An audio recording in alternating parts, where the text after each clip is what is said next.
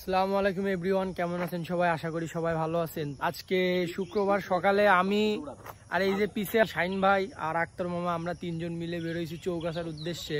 আর এখন আছি যশোর বিজ্ঞান প্রযুক্তি বিশ্ববিদ্যালয়ের ভেতরে। যে শাইন ভাই আছে আমাদের পিছনে। তো শাইন ভাই, আপনি কিছু বলেন, আপনি যেহেতু বহুত দিন পর আমার ব্লগের ভেতরে আসলেন।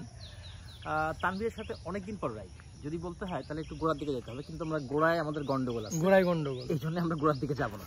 আপনারা যা দেখেন যা বলছে এটাই রাইট। ও ধন্যবাদ সবাইকে।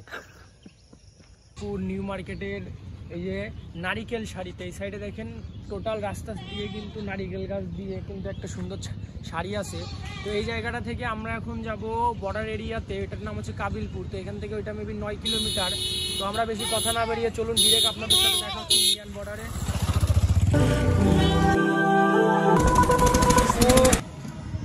রাইড শেষ করে চলে আসলাম আমি আমার গ্রুপের গ্রাউন্ডে। তো গ্রাউন্ডে এসে দেখি কম বেশি পোলাপান আছে।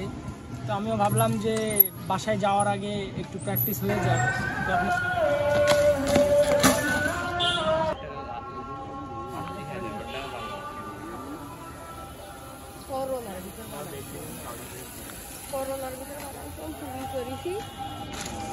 একদম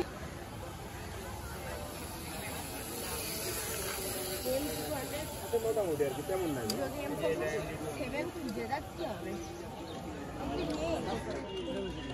ছোট ছোট